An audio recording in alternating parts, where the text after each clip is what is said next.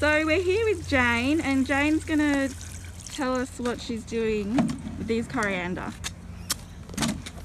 Jessie, I went to a class with Sebastian. Mm-hmm. Who's Sebastian? Oh, Sebastian. Oh, he's just a famous gardener that we all love. Oh, wow. So what's happening here? Here, I'm just separating this out very carefully. Okay, so you've soaked the coriander. I've soaked it. For how long? Not long. Okay. And I can feel it's very root bound at the bottom. Yeah. So I'm trying to not... the roots are very important, so I'm trying to tease the roots out carefully before I plant it. I think you were right, Jessie. I think your way's better for this situation. Yeah, so me and Jane discussed different ways of doing this. So this is Jane's way, which I think is probably more appropriate for like very small seeds, but it's still an interesting way to do it. So yes, I think you're absolutely right. It's not so appropriate for these bigger ones, but I'll pop these in anyway. Okay. Yeah. Do you want me to hold it while you do your way? Yeah, so I'll just want to explain to people that you've teased out every individual seedling. Yes. So it's got a long root, and so you're planting every individual seedling. And I'm going to put quite a good amount of water in with it. Okay, so we'll see how that goes. Maybe we can come back and compare the styles in a couple of weeks. Good idea.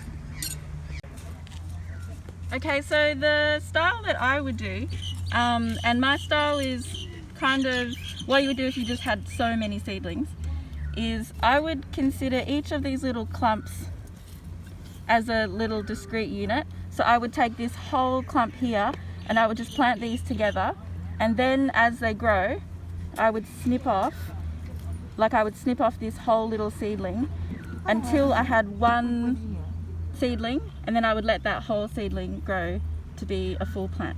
So different styles. I think this one, my style, is a little bit more appropriate, yeah, if you have plants that are root bound and you don't want to disturb the roots.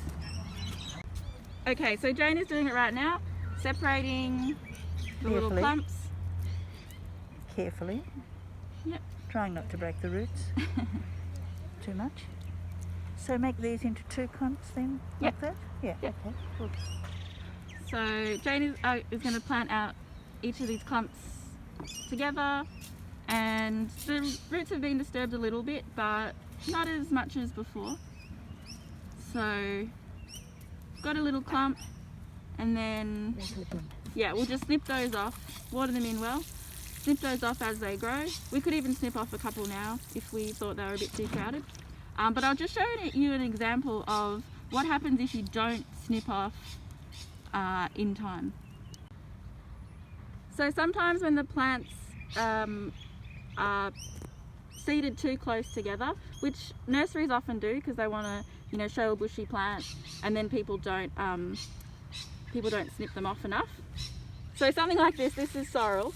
So there's like way too many plants growing out of this plant, and yeah, we probably could get a bit more yield if these had been separated or they'd been snipped off when they were younger. And then you get things like these had a really big outbreak of aphids. Yeah, probably because they were planted too close together. We also didn't have a lot of like habitat plants in this bed, which we are working on now with things like lavender. So we had to mow them down to get rid of the aphids, but the aphids I think have left. So yeah, we are trying lots of different things. Have you ever met Costa? So I've just harvested the spinach. We noticed a little ladybird on it, so we'll set it free around where we know the aphids are, because we know that these guys like eating aphids. So yeah, just trying to support the bug life.